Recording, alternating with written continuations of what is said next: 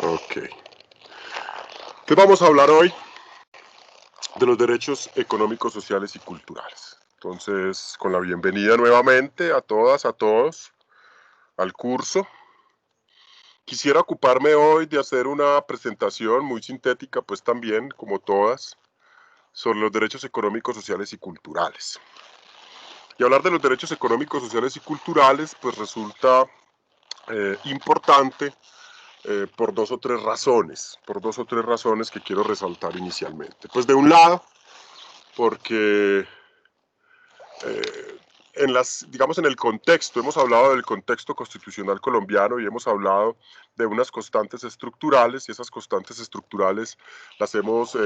digamos, ubicado como en tres categorías.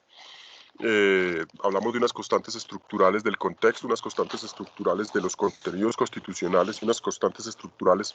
del proceso constitucional, y en particular en relación con las constantes estructurales del contexto hablamos de unas características, unas circunstancias de modo, tiempo y lugar que han caracterizado a la forma como operan, esto es, cómo se interpretan y aplican los contenidos constitucionales.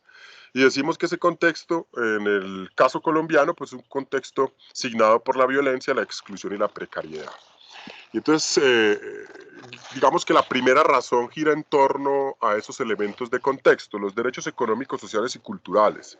en tanto le apuntan fundamentalmente a la creación de condiciones materiales de existencia para la vida digna,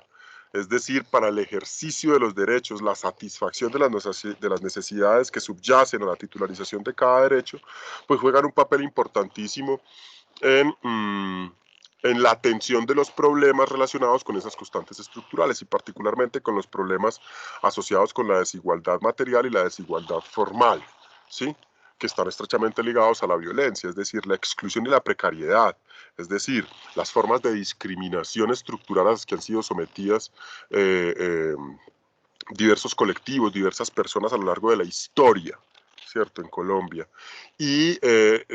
la deficiencia o inexistencia en la infraestructura y equipamiento para la satisfacción de las necesidades, ambas que juegan un papel fundamental en los procesos de violencia que caracterizan al constitucionalismo colombiano y que caracterizan nuestra historia política. Los derechos económicos, sociales y culturales juegan un papel esencial en la mejora de esas condiciones, es decir, atender los procesos de exclusión y los procesos de precariedad como estrategia para prevenir o atender el fenómeno de violencia. Puede lograrse, digamos que mi hipótesis es que puede lograrse a partir de una reflexión seria sobre la importancia de los derechos económicos, sociales y culturales. Entonces, digamos que hay una primera razón. La segunda razón también está ligada a nuestra historia constitucional, y es que dijimos, dentro de las constantes de los contenidos constitucionales, dentro de esas constantes estructurales o esas características de los contenidos constitucionales, pues además del republicanismo, el centralismo, el presidencialismo y el marcado confesionalismo, afirmábamos que se caracterizan nuestros contenidos constitucionales por la vigencia tanto del principio de separación de poderes como del principio de libertades y derechos, pero que esa relación resulta tensionante y que en esa medida hay una suerte de paradoja. Es decir, paradoja en la medida en que nuestro constitucionalismo pues se ha caracterizado por siempre incorporar esos elementos, o en la más de las veces, con algunas escasas excepciones, de constituciones particularmente, de instrumentos constitucionales particularmente orgánicos, pero esa relación entre el régimen de separación del poder público y el régimen de libertades es bastante tensionante en función del régimen de competencias, de la exacerbación de las facultades del presidente de la República, que hace parte, digamos, del presidencialismo y el centralismo, y el desmedro que supone eso para el régimen de libertades. Entonces los derechos económicos, sociales y culturales también juegan un papel importante en la forma en que podemos entender y en el entendimiento mismo de esa situación conflictiva entre lo que hacen los poderes públicos, particularmente el poder ejecutivo, como responsable junto con el legislativo de decidir sobre esas condiciones materiales de existencia, y lo que supone la satisfacción de las necesidades asociadas a esos derechos, a los DESC. Digamos que en tercer lugar podríamos afirmar una razón de tipo teórico, ideológico, y es que en la historia de los derechos humanos Voy a afirmarlo de esta manera, quizás sea una afirmación que pueda matizarse con la discusión que voy a plantear o con los elementos que voy a presentar. Los derechos económicos, sociales y culturales en la historia de la teoría constitucional hasta hace muy poco fueron entendidos como unos derechos como de segunda categoría. Y digamos esa categorización o esa posición de desventaja que tenían frente, por ejemplo, a las libertades civiles y políticas se expresaba en la existencia de unas características que los distinguían y que hacían que efectivamente los derechos económicos, sociales y culturales se entendieran como unos derechos bastante indeterminados, definidos en unos niveles de abstracción, en veces bastante incomprensibles, derechos que suponen, digamos, erogaciones presupuestales y que en ese sentido son costosos y que por eso, digamos, su garantía debe ser progresiva en la medida de las que están sometidas a las posibilidades económicas de los titulares de las obligaciones, pues ha hecho que sean unos derechos sobre los cuales se afirma la imposibilidad de que sean justiciables o que puedan ser exigibles, ¿sí? En el plano de las vías de la emergencia, es decir, que yo pueda acudir a los poderes de control para exigirle al legislativo y al ejecutivo, a los poderes de representación, que cumplan con sus obligaciones. Entonces creo que hay por lo menos 2 o 3 razones, 3 o 4 razones importantes de por qué me concentro en esto. Pero además quisiera hacer una apuesta, digamos, en el proceso de formación que le apunte digamos, a generar una conciencia muchísimo más responsable sobre el papel que juegan estos derechos en nuestras condiciones existenciales. Y en esa medida el papel que juegan estos derechos en el cumplimiento de la función social del abogado. Entonces voy a echarme aquí una presentación donde vamos a hablar de los DESC en la teoría de los derechos humanos para luego concentrarnos un poco en los debates sobre su justiciabilidad o no, y en esa medida poder entrar al análisis de cómo han sido considerados en los sistemas universal y regional de derechos humanos, es decir, el sistema de las Naciones Unidas y el sistema interamericano de protección de derechos humanos, que es el que opera para los países pertenecientes a la Organización de Estados Americanos, al que pertenece Colombia, para dar algunas pinceladas sobre el régimen de derechos constitucionales, de derechos económicos y culturales en el constitucionalismo colombiano. No vamos a hablar de la jurisprudencia de la Corte Constitucional Colombiana, porque quisiera que fuera un ejercicio que pudiésemos hacer en dogmática constitucional, en tanto requiere, digamos, otras herramientas teórico-conceptuales que no ofrecemos en este momento. Pero quedaría la puerta abierta para quienes el próximo semestre pues aborden este curso conmigo o en un posgrado si nos encontramos con posterioridad. ¿Sí? De todas maneras quedan ahí algunas pinceladas sobre el asunto. Quiero confirmar que efectivamente está grabando, ¿cierto? Sí, profe. Bueno, para comenzar a hablar de esto, pues valdría la pena, digamos, retomar una distinción que ya habíamos planteado cuando hacíamos el análisis desde la teoría de los derechos humanos y particularmente desde la dimensión historicista o histórica, para plantear también la distinción ferrayoliana, que de alguna manera pues, se corresponde un poco con las distinciones que se asumen incluso por Alexi en su teoría de los derechos fundamentales,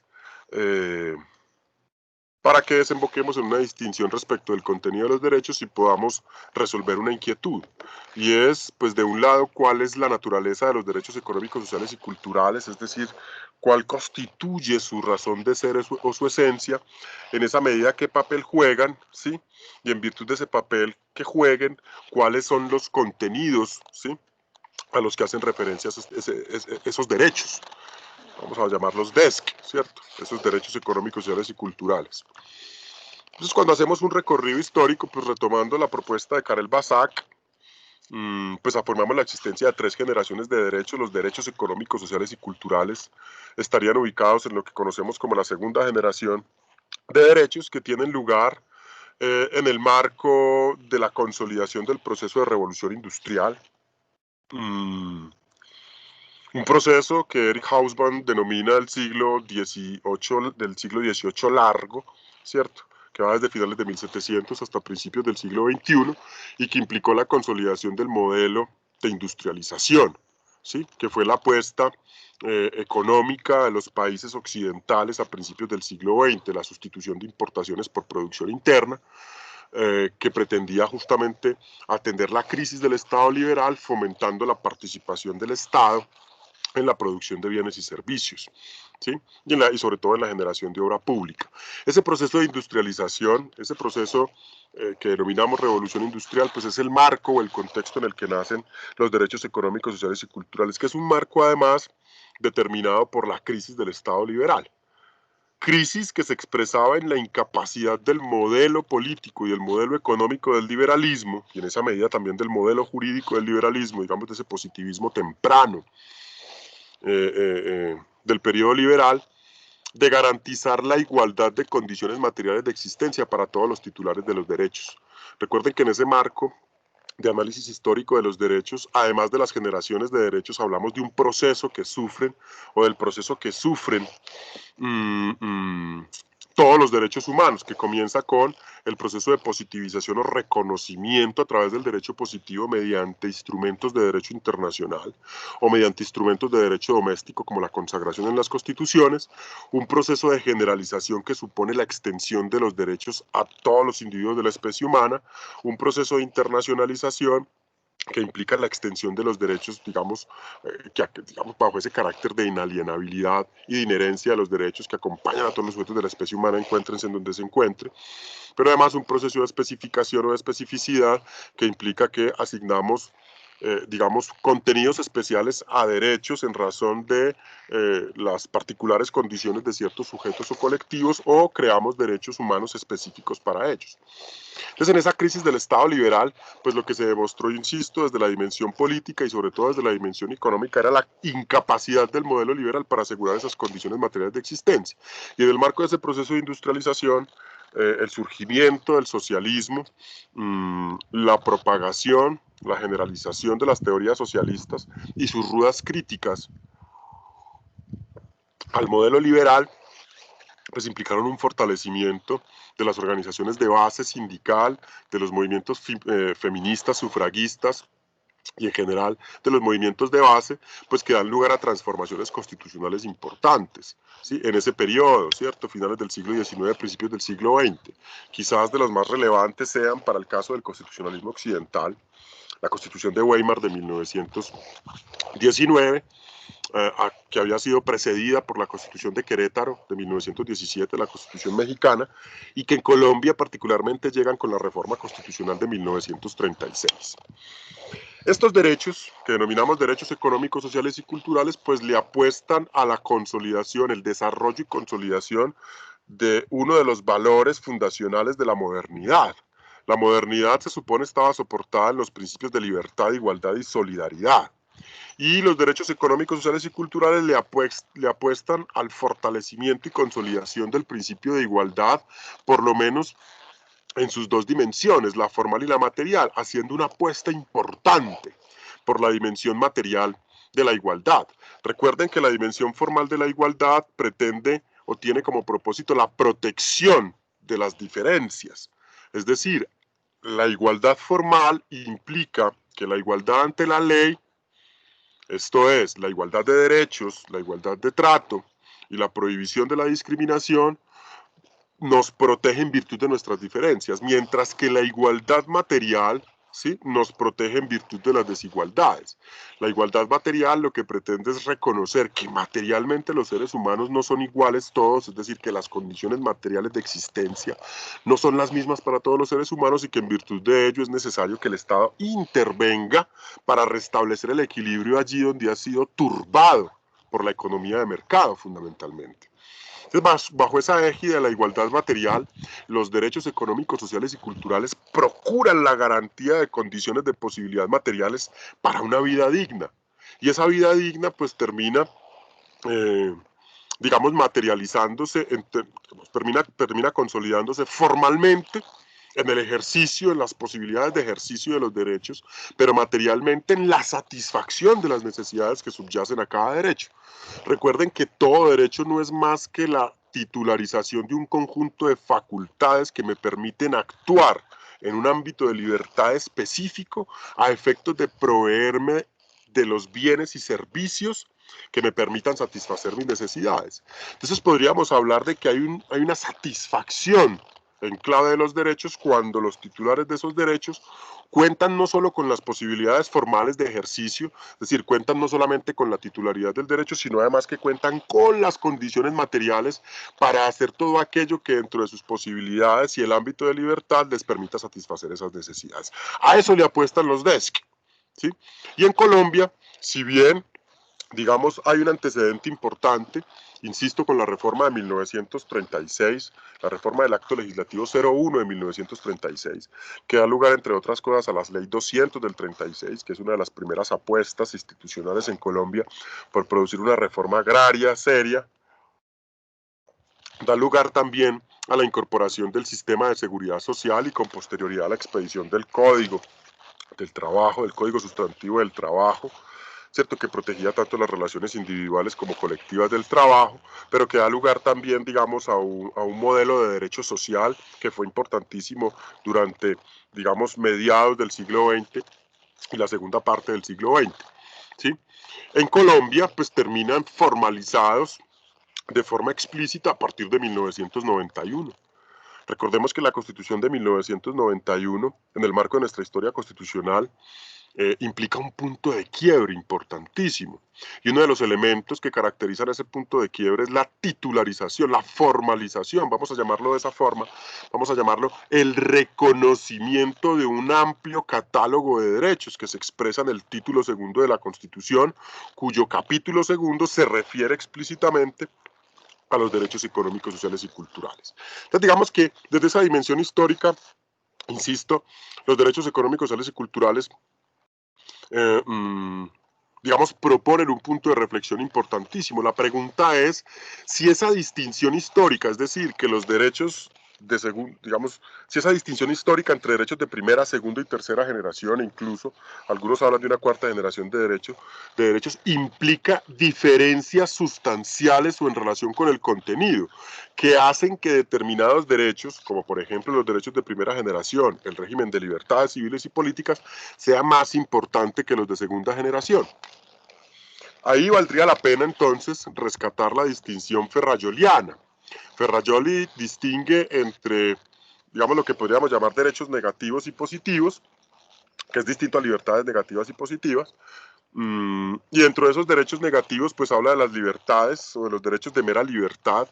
de las autonomías civiles y políticas, es decir, de aquellos derechos que requieren digamos, la consolidación de ciertas condiciones particulares del titular del derecho para su ejercicio, por ejemplo, la capacidad para el ejercicio de las autonomías civiles o la ciudadanía para el ejercicio de las autonomías políticas, y distingue entre los derechos positivos, que denomina derechos sociales, los derechos sociales de no lesión, es decir, que implican obligaciones de abstención, y los derechos sociales de prestación, es decir, aquellos que implican obligaciones de hacer o de dar por parte del Estado. Y esa distinción respecto de los contenidos de los derechos sociales entre derechos de no lesión y derechos de prestación es la que plantea el dilema sobre la posibilidad de exigir a los poderes de control que conminen a las funciones de gobierno, a los poderes de representación, ¿sí? O ante la ausencia de garantías primarias que combinen a esas autoridades a actuar, ¿sí? Que digamos que la respuesta de Ferrajoli inicialmente es ser bastante precavido en esa posibilidad e incluso llegar a afirmar en algunos apartados que ante el incumplimiento de las garantías primarias de los derechos sociales prestacionales no existe posibilidad de exigir la garantía secundaria ante los poderes de control y poder de jurisdicción. Ya lo vamos a hablar más adelante a ver qué tantas implicaciones tiene eso. Así, en la evolución de la teoría de los derechos, bueno, y las distinciones que hace Alex y la distinción alexiana, digamos, no difiere en términos sustanciales, parecieran unas diferencias meramente nominativas con la teoría de Luigi Ferrajoli. Lo importante es que esas diferencias entre las libertades civiles y políticas y los derechos económicos, sociales y culturales suelen afincarse en estos criterios, que implicarían como conclusión, como corolario pues de esa diferencia, que los derechos civiles y políticos son susceptibles de protección jurisdiccional, mientras que los derechos económicos y culturales no. Y es que se afirma que los derechos civiles y políticos son derechos negativos, es decir, que imponen obligaciones de no hacer, ¿sí? Y que en ese sentido su contenido y las obligaciones que supone ese contenido están determinadas, son fáciles de identificar, pero además como imponen obligaciones negativas o de no hacer, son baratos, no suponen erogaciones presupuestales altas, no son costosos, que se pueden cumplir de forma inmediata y que por ello son exigibles. Mientras que los derechos económicos, sociales y culturales sostienen quienes afirman estas distinciones de contenido que implican una distinción respecto de su justiciabilidad o su satisfacción, que los derechos económicos, sociales y culturales son derechos que imponen obligaciones de carácter positivo, obligaciones de hacer o de dar, y que además esas obligaciones son bastante indeterminadas, ¿sí? Piensen, por ejemplo, en la prohibición de allanar sin previa autorización judicial, del allanamiento de domicilio, que es una libertad civil y política. Entonces pareciera que es muy claro lo que implica allanar y lo que implica autorización judicial previa para entender en qué consiste la obligación de abstención por parte del Estado, pero que resulta muy indeterminado el concepto de vivienda digna, ¿cierto? El concepto de dignidad asociado a la vivienda en el artículo 53 de nuestra Constitución Política, digamos, pareciera un concepto indeterminado, que además implica en tanto obligaciones de hacer o de dar erogaciones presupuestales, y que en ese sentido los derechos económicos, sociales y culturales resultan derechos costosos, ¿sí? Que requieren actuaciones previas y que por eso son mediatos, es decir, que no pueden exigirse de forma inmediata, sino que requieren actuaciones particularmente de las funciones de gobierno o de los poderes de representación, ¿sí?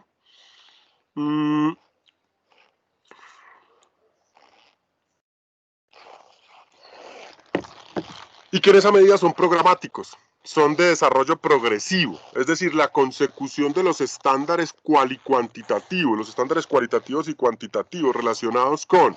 el contenido de los derechos económicos, sociales y culturales y las obligaciones que suponen para los titulares de esas obligaciones se adquieren con el paso del tiempo.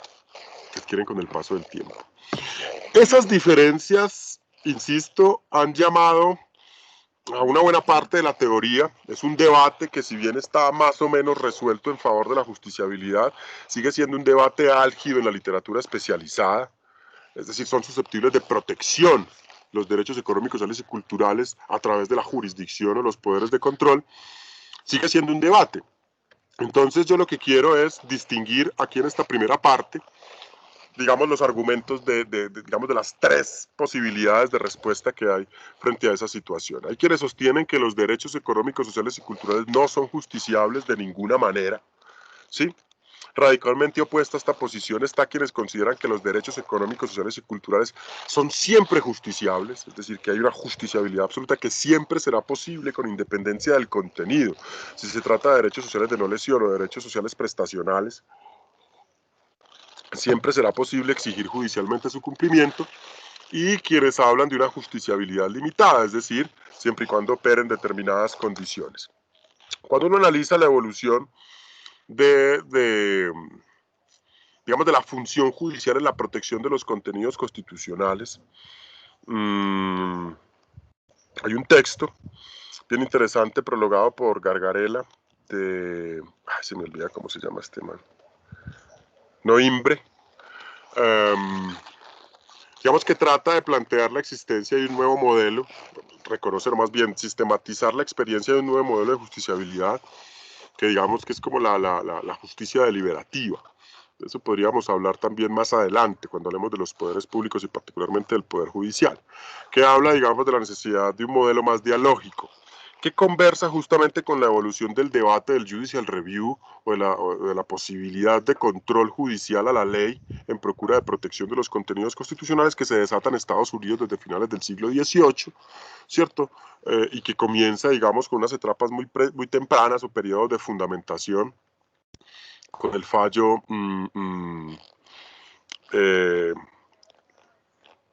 Madison versus Marbury, ¿cierto? En Estados Unidos, ¿cierto? Y que ha tenido, digamos, distintos periodos de una defensa tímida, una defensa absoluta, una negación absoluta del Poder Judicial y del control. Entonces, digamos que todos estos elementos, es decir, todos estos elementos que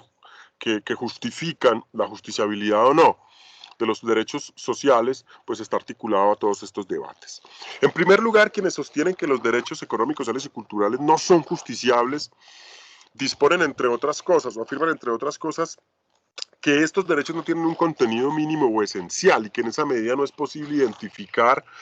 hasta dónde podría llegar una decisión respecto de la protección de su contenido, cosa diferente con las libertades civiles y políticas. En la medida en que no tienen un contenido mínimo esencial, sostienen que los límites en relación con la garantía y la protección, y particularmente el respeto de los DESC, es el derecho a la igualdad, y el derecho a la igualdad formal, no el derecho a la igualdad material, ¿cierto? Que sería un debate, digamos, en Norteamérica,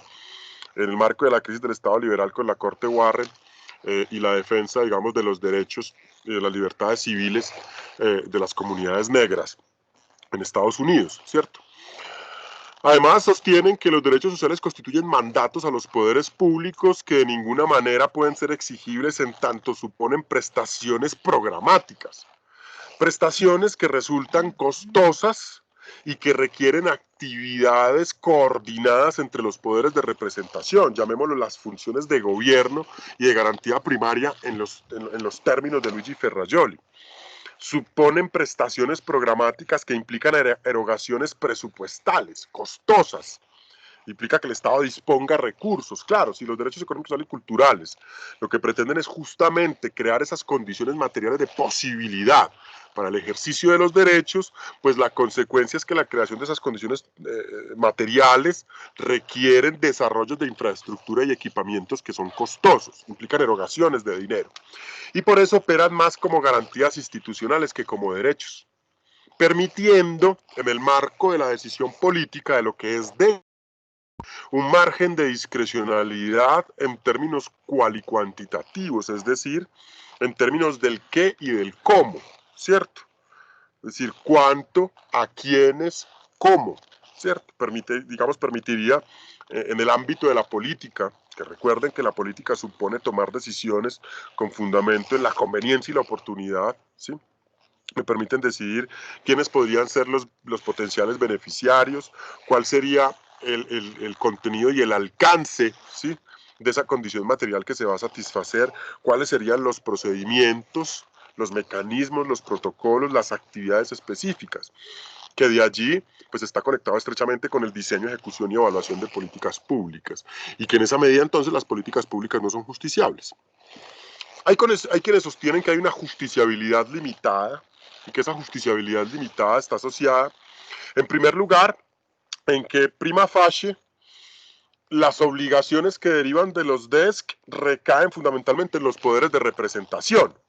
particularmente en el poder ejecutivo a través de la administración y en el legislador, que implican de un lado pues el ejercicio de funciones de gobierno en el ejecutivo y de otro lado el ejercicio de funciones de garantía, o mecanismos de garantía primaria en el legislador. Coordinarse entre ejecutivo, administración y legislador para el diseño y ejecución de políticas públicas. Sin embargo, quienes defienden la justiciabilidad limitada justifican su protección jurisdiccional no activista cuando los poderes de representación, el ejecutivo, a través de la administración y el legislador, es decir, el ejercicio de las funciones de gobierno y las garantías primarias sean inoperantes. Planteémoslo en términos del activismo judicial, de las teorías del activismo judicial. Cuando legislador y ejecutivo son negligentes o poco diligentes en el cumplimiento de sus obligaciones en relación con los contenidos y alcances de los derechos económicos, sociales y culturales, es decir, en relación con el contenido y alcance en la creación de esas condiciones de posibilidad materiales, pues en ese caso excepcional podría demandarse ante el Poder Judicial, ¿sí?, para que le exija a los poderes de representación que cumplan con sus obligaciones. Esa justiciabilidad limitada justamente está ligada a esa justicia deliberativa que propone un diálogo, es decir, el Poder Judicial cumple un papel de intermediación para generar el diálogo entre la administración, el legislador y la ciudadanía para el diseño, ¿sí?, de esas condiciones de posibilidad material para el ejercicio de los derechos, y que en ese sentido los jueces juegan un papel importante en el fortalecimiento de la democracia deliberativa, ¿sí?, el modelo democrático en los estados constitucionales contemporáneos, ¿sí? Pero insisto que esa defensa de la justiciabilidad limitada parte de reconocer que la competencia primaria, de garantía primaria,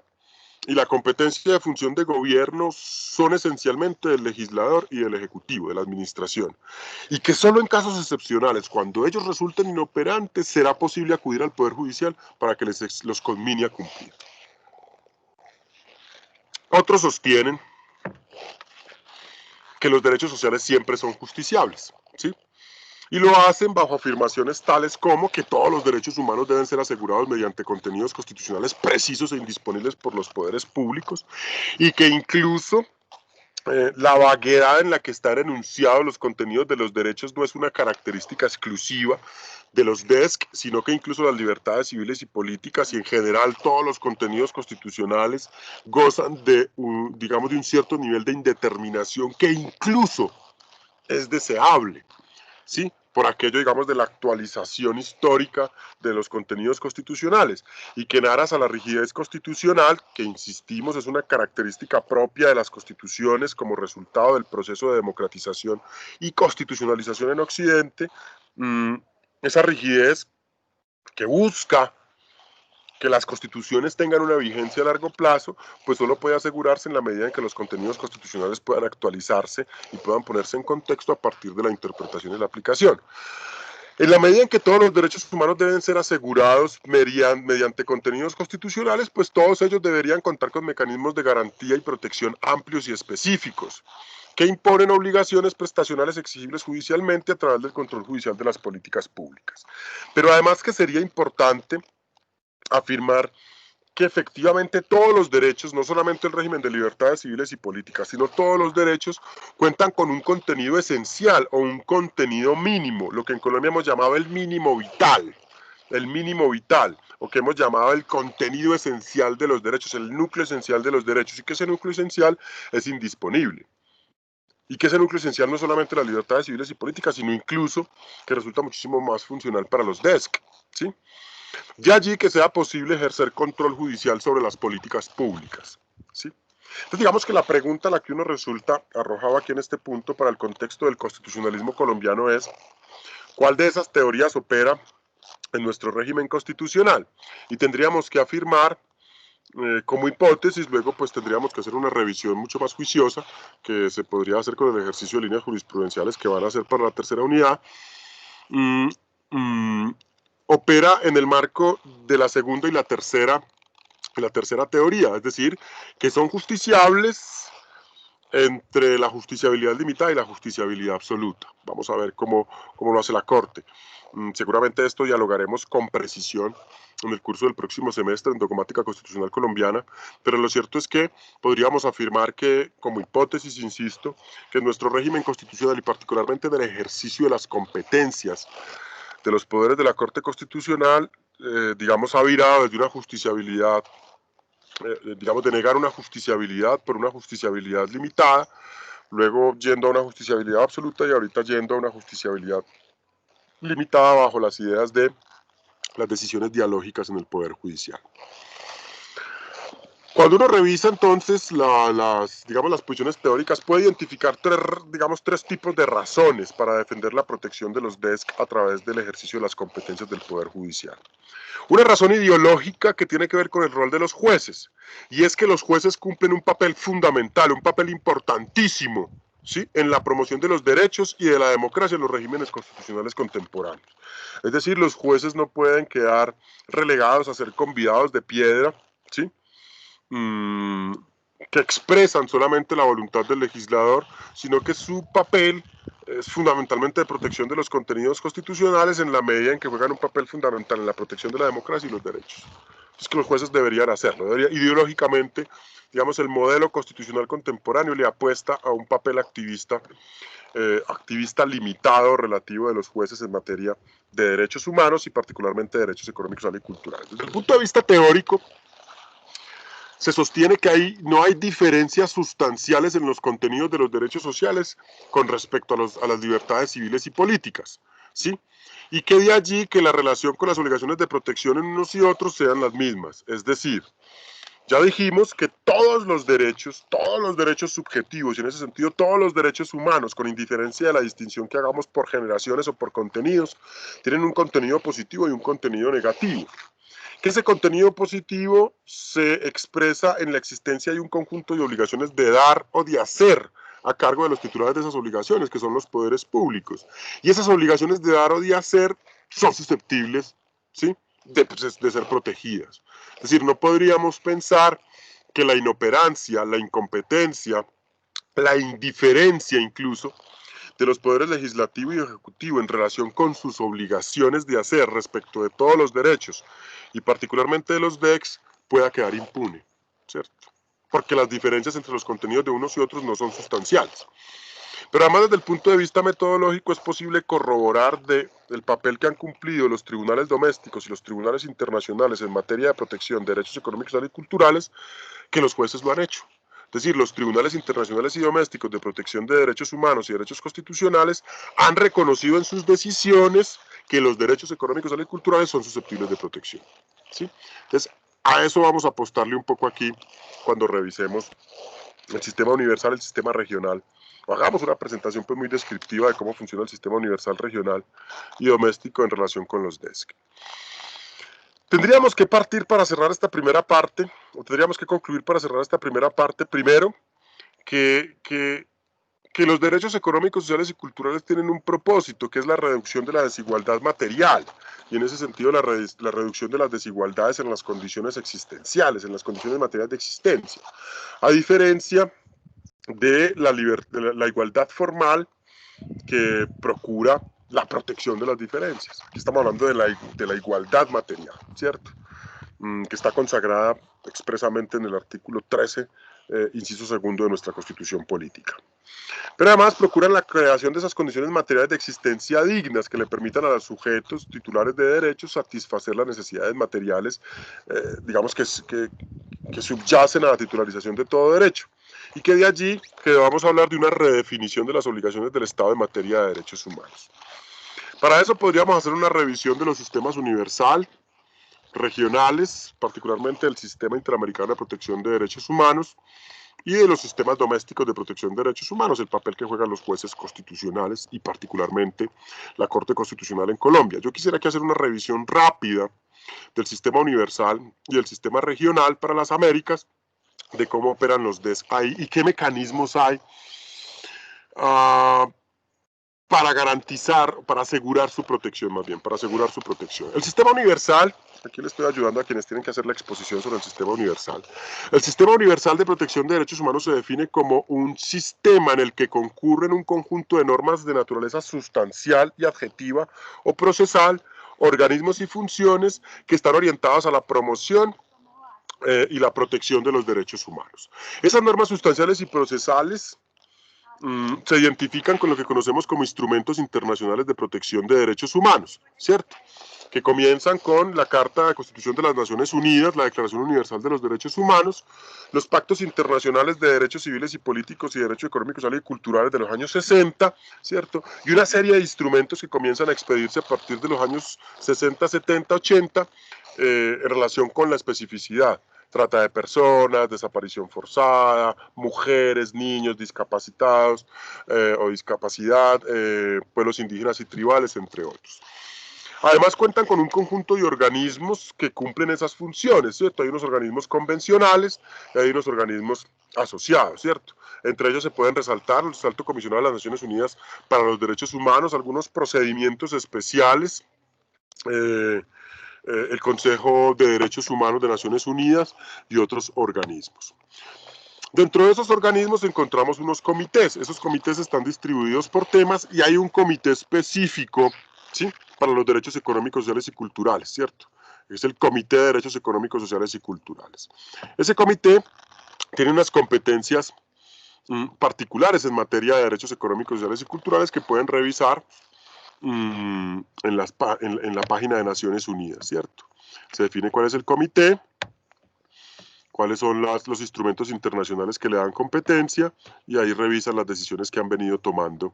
sobre distintos temas, ¿cierto? Pero además hay otros comités para otros temas como discriminación contra la mujer, discriminación racial, contra la tortura, prevención de la tortura, derechos del niño, trabajadores migrantes y sus familias, discapacidad, desapariciones forzadas, entre otras.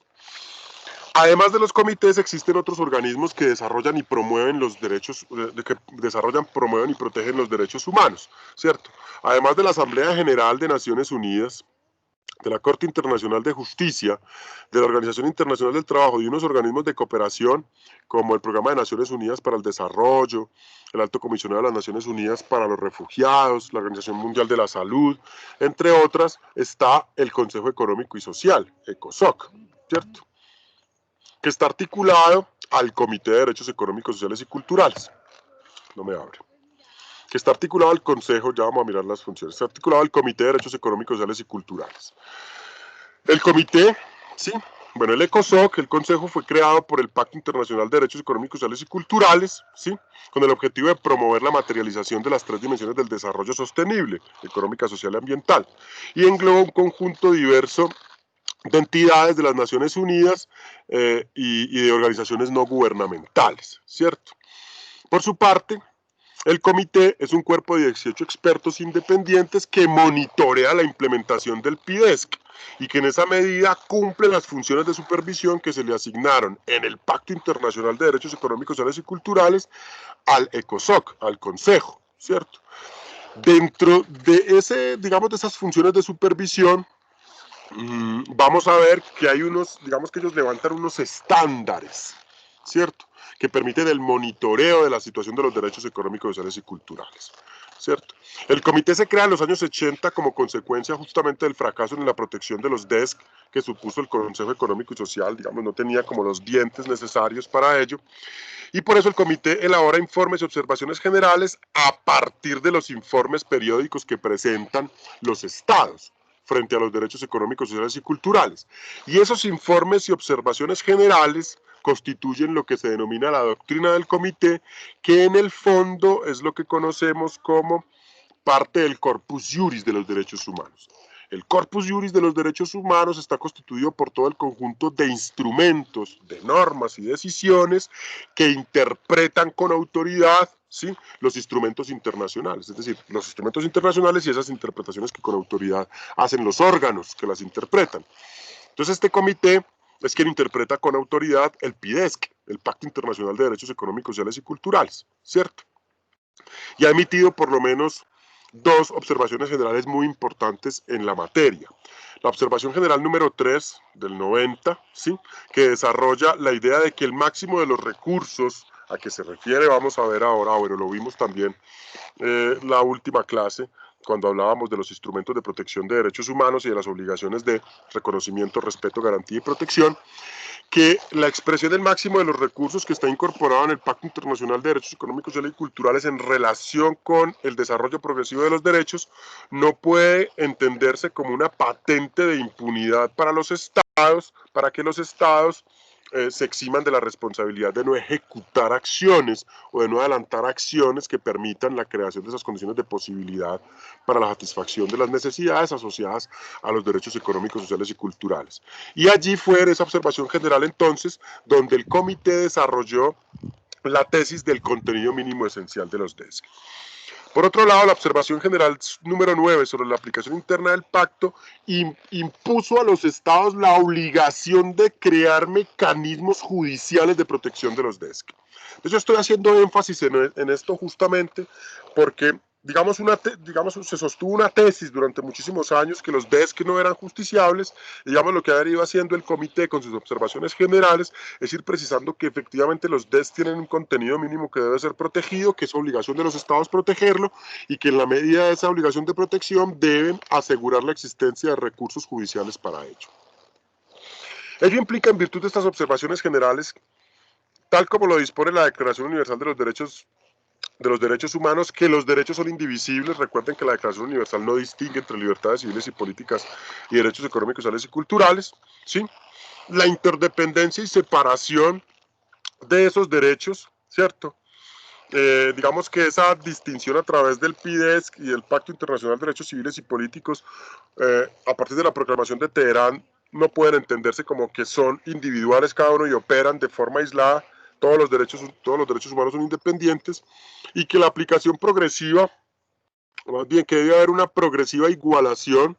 en términos de protección judicial de las libertades civiles y políticas con los DESC, ¿sí? Fíjense pues, la Declaración Universal de Derechos Humanos, que tiene un carácter normativo pero carece de carácter vinculante, no establece una separación entre los derechos humanos, ¿cierto? En relación con los pactos internacionales, pues sí hay unas diferencias importantes, particularmente el PIDESC, digamos, no incorporó explícitamente las obligaciones de respetar y garantizar, sino que habló de la adopción de medidas hasta el máximo de los recursos disponibles, incluso con cooperación internacional. Entonces, digamos que, insisto, eso fue lo primero que dio pie a interpretar que los derechos económicos y culturales eran programáticos y progresivos. Pero además, el ECOSOC, ¿cierto? El Consejo de Derechos Económicos, Sociales y Culturales, pues carecía de dientes, a diferencia del Comité de Derechos Humanos, que podía recibir quejas individuales, ¿sí? Y a partir de esas quejas individuales tomar decisiones obligatorias para los estados, ¿cierto? En relación con el PIDESC, pues está el protocolo facultativo del Pacto Internacional de Derechos Económicos, Sociales y Culturales, y este protocolo pues creó la posibilidad de presentar comunicaciones y denuncias, ¿sí? ¿Cierto? Entonces dice en el artículo primero que todo Estado parte en el pacto que haga parte del presente protocolo reconoce la competencia del comité para recibir y examinar comunicaciones, ¿cierto? Y el comité, y dice que las comunicaciones del artículo segundo podrán ser presentadas por personas o grupos de personas que se hallen bajo la jurisdicción de un Estado parte y que aleguen ser víctimas. Establece todo el trámite de las comunicaciones y somete la competencia del comité a la entrada en vigor del pacto, ¿cierto? ¿Cierto? Que deben suscribirlo por lo menos 17 estados, ¿cierto? Entonces ya vamos a ver cómo están esas estadísticas, ¿sí? Entonces digamos que había, digamos, unas deficiencias en relación con la universalidad, la interdependencia, la indivisibilidad, digamos todo el debate formal y teórico sobre la separación de las libertades civiles y políticas con los DESC, y lo que viene sucediendo en la práctica, y es que los DESC pues, siguen siendo marginados o marginales en relación con la protección jurisdiccional. Entonces hay unos mecanismos en el sistema universal. Dentro de esos mecanismos, uno de los más importantes es el que se denomina el examen periódico universal, ¿cierto? Ese examen periódico universal, pues es un mecanismo que le permite al sistema de Naciones Unidas, a partir de las informaciones que suministran los estados y las organizaciones de la sociedad civil, evaluar cuál es el estado de protección de los derechos humanos en los estados. Permite construir, ¿cierto?, indicadores que le permitan al sistema de Naciones Unidas medir cómo están los derechos humanos. Entonces cada estado, entonces hay exámenes periódicos por estados y uno los puede consultar, ¿cierto? Los puede consultar para saber, digamos, los estados que están declarando y las organizaciones de la sociedad civil, las organizaciones no gubernamentales que están declarando en relación con la vigencia de los derechos humanos. El objetivo es mejorar la situación de los derechos humanos en todos los países y abordar las violaciones de esos derechos humanos a través de las recomendaciones que expide el sistema universal, ¿sí? Sin embargo, esas recomendaciones constituyen un mecanismo político que no es de obligatorio cumplimiento para los estados, es decir, no se puede obligar a los estados a cumplir con esas recomendaciones, y en esa medida queda estrechamente ligado a las posibilidades de las organizaciones de la sociedad civil para exigir su cumplimiento. Digamos que es un mecanismo, digamos, relativamente débil, ¿sí? Relativamente débil, ¿sí? Pero además existen los indicadores para el cumplimiento de los derechos económicos, sociales y culturales en el sistema universal y en el sistema regional. Estos indicadores se construyen a partir de unos componentes que son, digamos, como unos principios transversales, unos elementos que son transversales a cada uno digamos, de los indicadores, y se construye a través de un enfoque de derechos humanos con indicadores estructurales de proceso y de resultado, e indicadores cualitativos y cuantitativos, ¿cierto? Dentro de esos componentes están los principios transversales, los principios de actuación y las normas para el ejercicio de los derechos. Y quisiera aquí resaltar de los principios transversales el principio de igualdad, el principio de participación y el principio de acceso a la administración de justicia, que en últimas, además del principio de rendición de cuentas, son los principios que le apuestan a la creación de condiciones, de un lado de igualdad material y de otro lado de fortalecimiento de la democracia, Dentro de los principios de actuación, los estados, cuando construyen, o más bien cuando levantan datos respecto de los indicadores, que ya vamos a ver cuáles son, eh, eh, eh, dentro del sistema de monitoreo, pues deben considerar cuáles son sus obligaciones inmediatas, cómo cumplen con los niveles de satisfacción de los derechos a partir del contenido que le ha dado la teoría y le ha dado quien interpreta con autoridad los derechos, a esos derechos,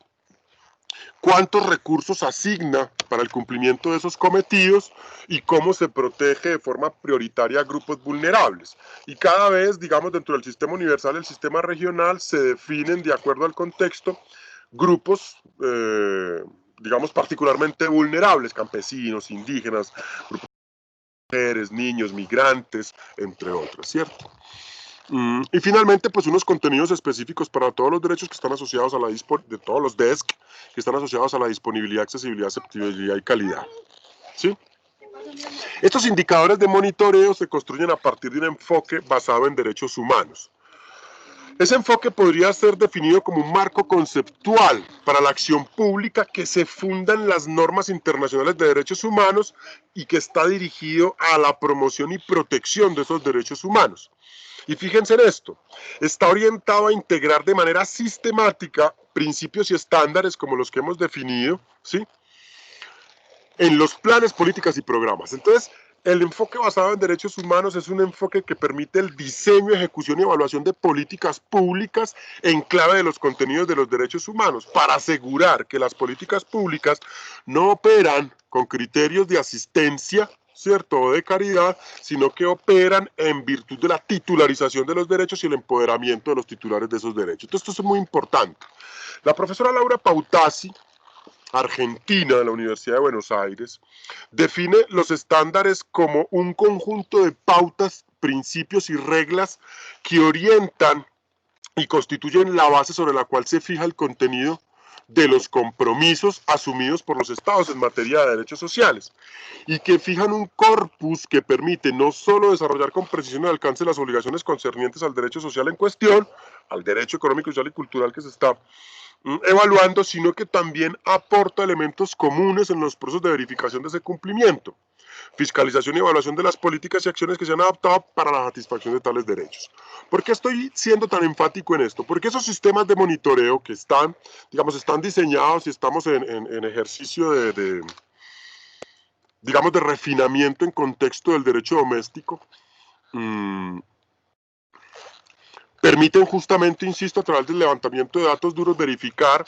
qué tanta está, digamos, el desarrollo de un derecho en términos normativos de política pública y de decisiones judiciales, qué tanto está en el proceso de implementación de esas políticas públicas y la asignación de recursos, y qué tanto todo eso está incidiendo en las condiciones materiales de existencia de las personas que son titulares de esos derechos. Porque creo que uno de los principales problemas a los que se enfrentan los derechos humanos en general y los derechos económicos, sociales y culturales en particular, es que los indicadores de medición son bastante tímidos en el levantamiento de información dura. Y la información dura es fundamental para la toma de decisiones mucho más acertadas en materia de derechos humanos. Para poder construir estos indicadores, entonces, en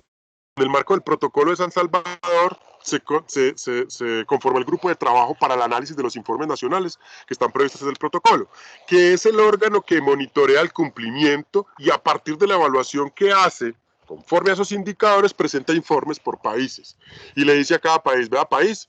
usted en materia de derechos económicos, sociales y culturales tiene estos logros, tiene estas falencias, tiene que asumir estos retos, ¿cierto? Y así contribuye a que los estados cuenten con herramientas para realizar diagnósticos mucho más precisos, ¿sí? Establece agendas hacia dónde tienen que apostarle los estados para, digamos, elevar los estándares cuantitativos de garantía y protección de los derechos, y puede formular estrategias para que progresivamente los derechos reconocidos en el Protocolo de San Salvador sean sean satisfechos. Esos indicadores, como les mencioné, son estructurales de proceso y de resultado, ¿cierto? Estructurales de proceso y de resultado. Y aquí, digamos, hay una gráfica extraída de la FAO, que es la Organización de las Naciones Unidas para la Alimentación y la Agricultura, sobre cómo se definen los indicadores y cuáles son las señales de progreso, ¿cierto? Entonces ahí están las normas para el ejercicio efectivo, disponibilidad, accesibilidad, adaptabilidad y calidad, las obligaciones en que yo sustituyo, pongo la obligación de promoción dentro de la obligación de garantía e incorporo la obligación de reconocimiento. El análisis del corpus iuris, que como les decía son todos los tratados y las convenciones, la doctrina u observaciones generales del comité, la jurisprudencia y las opiniones consultivas en el marco del sistema interamericano, particularmente de la Corte Interamericana de Derechos Humanos, los mecanismos temáticos que existen tanto en el sistema universal como en el sistema regional, y se levantan a partir de distintas categorías que le apuestan a esos indicadores estructurales de proceso y de resultados, ¿cierto? ¿Sí? Con los principios transversales, ¿no? ¿Cierto? Entonces, digamos que hay un papel importante. Aquí les cuento, en estos momentos,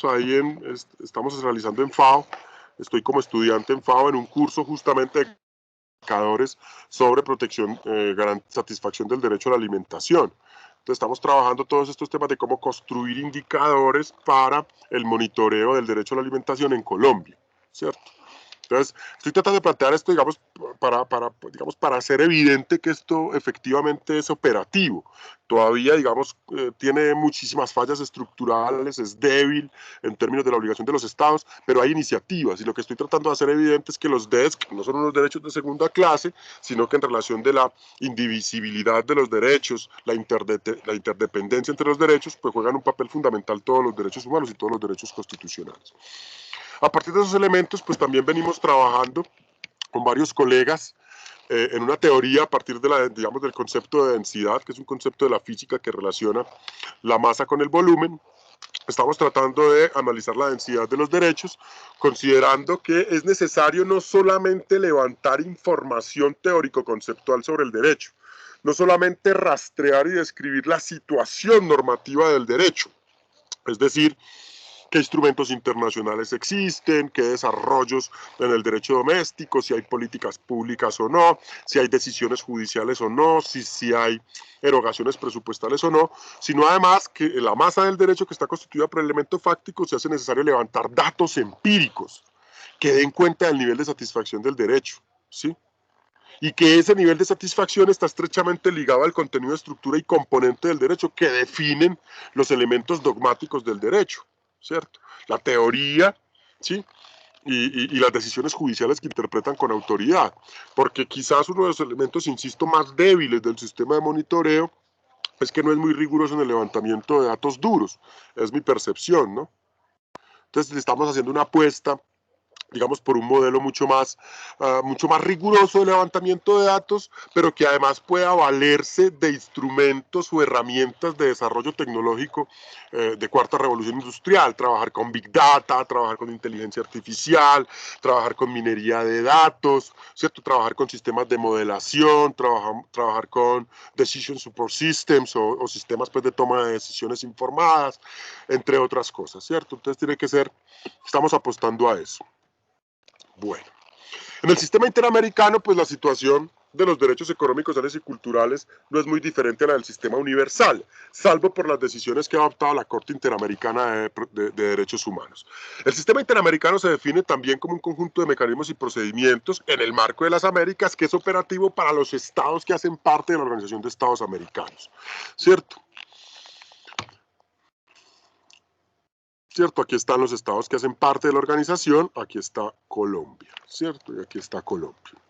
Pues digamos que Colombia opera, o digamos Colombia está sometida al sistema interamericano. La función del sistema es velar por el respeto, protección y realización de los derechos humanos en el continente americano y puede analizarse desde dos dimensiones, digamos una dimensión normativa y una dimensión histórica, ¿cierto? Desde el punto de vista histórico, pues ya lo hemos mencionado, el sistema interamericano nace a mediados del siglo XX en un escenario bipolar de la Guerra Fría, ¿sí? Digamos con el bloque occidental representado por Estados Unidos y el capitalismo y el bloque oriental representado por la Unión de Repúblicas Socialistas Soviéticas en cabeza de la URSS. que representaba, digamos, el bloque comunista, la existencia de una Declaración Universal de Derechos Humanos que declaraba la indivisibilidad de los derechos y que no distinguía, pero la expedición en los años 60 del 66 del Pacto Internacional de Derechos Civiles y Políticos y del Pacto Internacional de Derechos Económicos y Culturales, que estableció una distinción que se volvió compleja, que estableció justamente esas falsas diferencias de las que ya hablamos al inicio. Históricamente es posible identificar 4 etapas: los antecedentes, que comienzan con la adopción de la Declaración Americana de los Derechos y Deberes del Hombre en 1948, ¿sí? En Buenos Aires, si no estoy mal.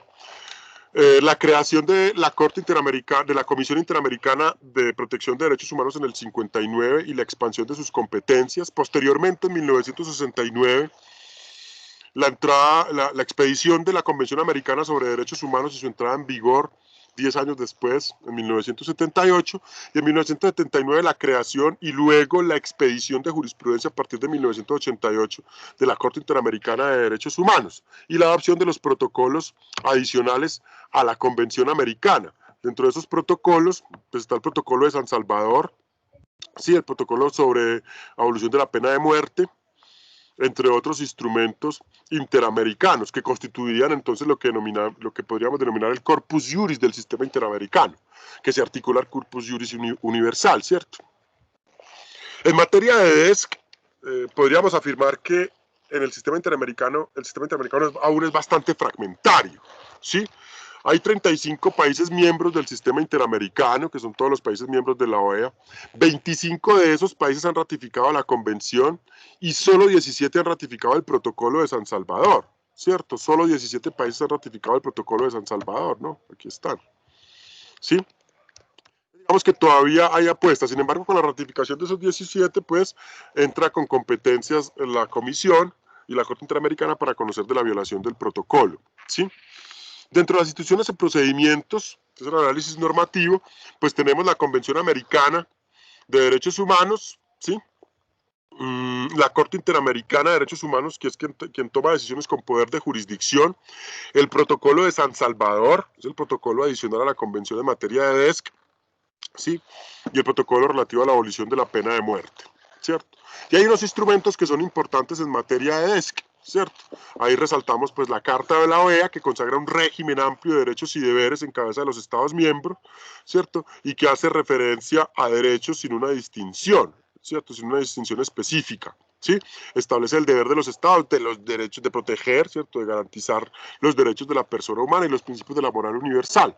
La Declaración Americana de los Derechos y Deberes del Hombre, que no establece una distinción entre derechos, pero consagra una serie de derechos de carácter prestacional, que están incluidos en los artículos 11 a 16. Sin embargo, esa declaración carece de fuerza vinculante. La Convención Americana, que en el artículo 26 establece el desarrollo progresivo, ¿sí? Como un derecho, el derecho al desarrollo progresivo, que es por donde se ha introducido la protección jurisdiccional de los derechos económicos, sociales y culturales. El problema es que la Convención somete a la disponibilidad de recursos el cumplimiento del derecho al desarrollo progresivo, ¿sí? Y luego vendría el Protocolo de San Salvador, que establece un conjunto de obligaciones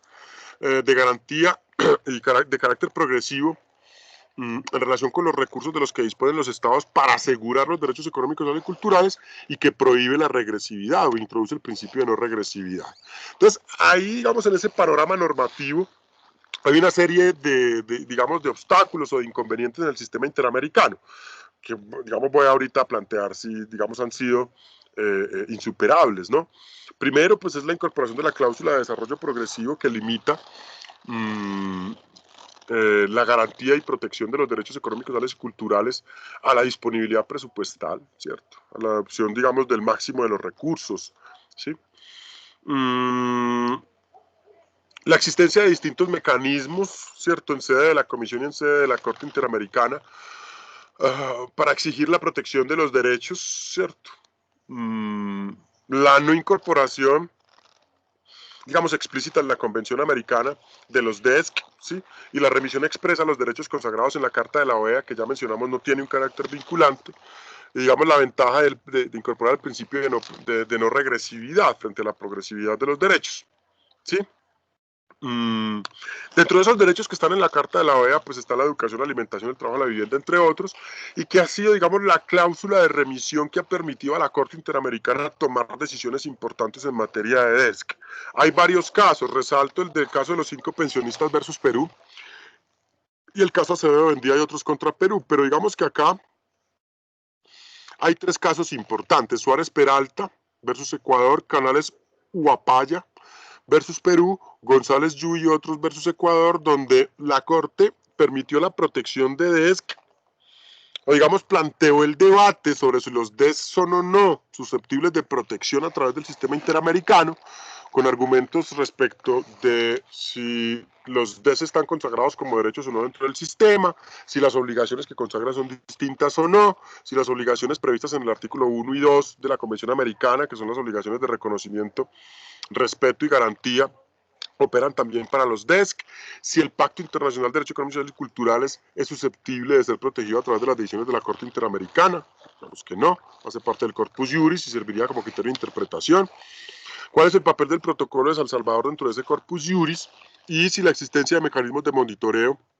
por el cumplimiento de las obligaciones, digamos, excluye las competencias de la Corte Interamericana. Entonces la Corte planteó debates en relación con estos conflictos, si es lo mismo una competencia que una obligación,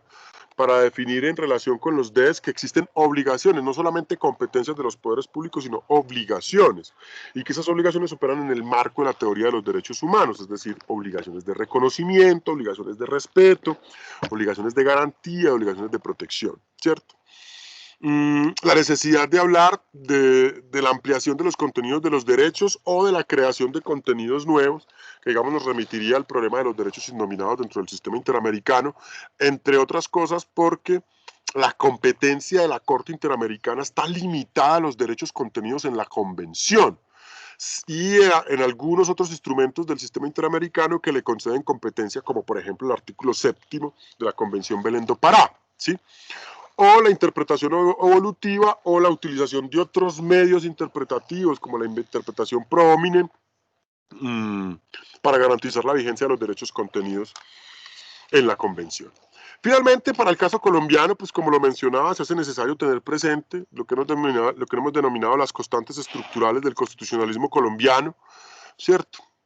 Las diferencias entre el modelo constitucional propuesto en 1886,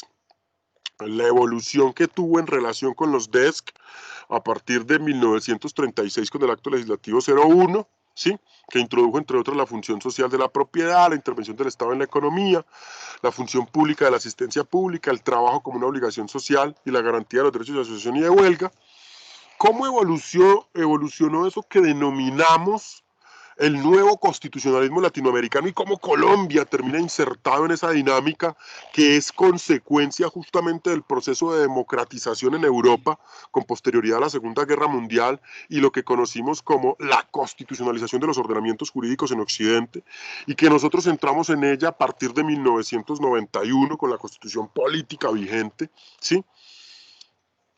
Implicó, digamos, la adopción de la Constitución política en el contexto entre 1989 y 1991, que ya habíamos planteado que desde el punto de vista institucional podíamos hablar de una crisis de legitimidad, que daba cuenta de una crisis de gobernabilidad, es decir, de incapacidad del Estado para satisfacer necesidades, para hacerse obedecer, para hacer presencia en el territorio, y una crisis de representatividad que daba cuenta de un modelo democrático bastante débil, y en el contexto de una serie de actores que fueron determinantes para lo que fueron los debates en la Asamblea Nacional Constituyente y cómo terminan justamente a partir de esos elementos incorporados los derechos económicos, sociales y culturales, una constitución compleja en su contenido, ¿cierto?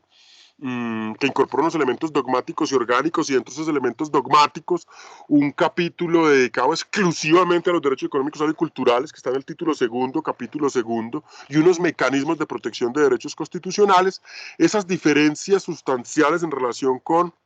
la relación entre el individuo y el Estado, los sujetos de derecho y el modelo democrático, que finalmente da cuenta pues de una constitución que digamos, a día de hoy ha sufrido 56 reformas constitucionales, ¿cierto? Que ustedes pueden rastrear aquí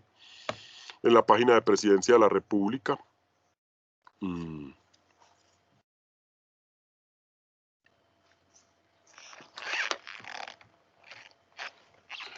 Y muchas de ellas reformas constitucionales de naturaleza dogmática que están relacionadas justamente con los derechos o a la apuesta por los mecanismos de protección de esos derechos,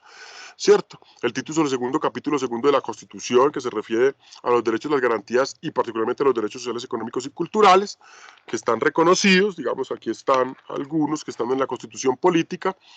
y que en esa medida, para analizar su contenido y alcance, implicaría analizar pues, el alcance de la fórmula de Estado Social de Derecho, el contexto de los DES en Colombia, es decir, los datos duros que se levantan sobre los niveles de satisfacción de esos derechos. Por poner un ejemplo, accesibilidad, disponibilidad y calidad de la educación básica, primaria y secundaria, o de la alimentación, ¿cierto? Para poder hablar de las vías de la estructura, es decir, cómo se diseñan mecanismos de política pública, instrumentos de política pública para ser ejecutados y en virtud de ello crear esas condiciones de posibilidad, o si existen vías de la emergencia, particularmente en sede constitucional, ¿cierto? En sede de la Corte Constitucional, para hablar de esos derechos. Pero de eso hablaremos más adelante. Por lo pronto, quedamos así.